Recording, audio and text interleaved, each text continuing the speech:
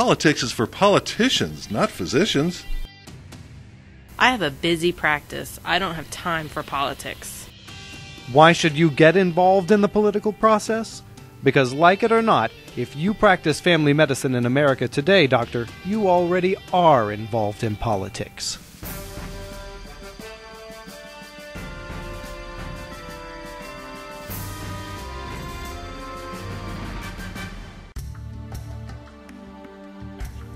In a perfect world, every patient would have a medical home where a family physician would care for them and their family.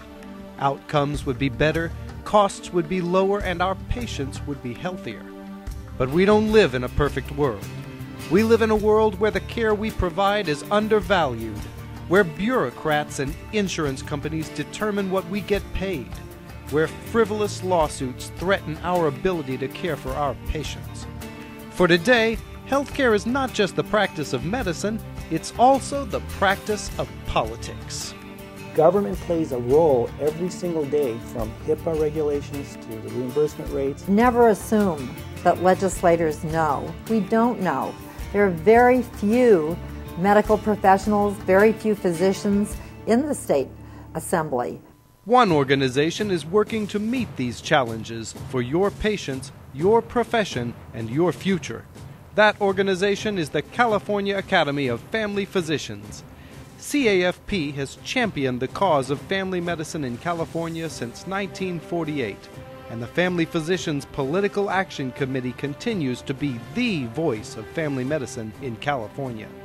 You need to be involved with your professional association to be able to make sure that your ability to practice the way you were taught is protected in the state of California. One of the things I've done is when I see something in the paper that gets like a fire under me, I send off an email right away to Adam, who's one of the people in the office who represents us for legislative issues, and I say, what is going on this topic? I want to be involved now because I'm upset. And I let him know, and he lets me know right away what to do, and I take the next step from there. CAFP has become a leader in advocating for California patients and the voice for family medicine in the California legislature. And working with the American Academy of Family Physicians, we've earned a place at the table in Washington, where a new president and Congress will determine the future of S-CHIP, Medicare, and the entire American healthcare system. The stakes have never been higher. We need to get the different point of view, and nothing could be more important to me than to know what family physicians think is important for their patients. Even though we've enjoyed victories in the political arena, family medicine now faces its greatest challenges. The stakes have never been higher. Not every Californian right now has access to a family physician, and that's a big problem. It's an important day in our country for healthcare, and family physicians certainly have a role to play and should be leading in this effort. When we're considering healthcare legislation and we don't hear from doctors, frankly, we assume it's okay with doctors. Up here in the Capitol, we're running from issue to issue, from meeting to meeting, and silence is consent. Give me some specifics. Tell me what's happening in your practice. Tell me what's happening at your local hospital. Tell me what's happening in the emergency room. I need those kind of examples so that when we come up here and we talk about it, we're talking about real things that are happening. If a family physician opts not to either be a member of the Academy or maybe not pay a contribution to our political action committee, or just sit at home and complain about what's going on, that's not making an impact. If you've got primary care physicians who basically are small business people who are married to their jobs and their careers, it's hard for them to be engaged. So I have empathy, I understand that. But at this point in history, they really need to be engaged because it'll be a fait accompli. Not that I support that, but there'll be enough power up here that what their needs are won't be served. The stakes have never been higher, for us, for our profession, and for our patients. We must make our voices heard, because you can be assured that they will. If you're not spreading that message to the legislature, somebody else will.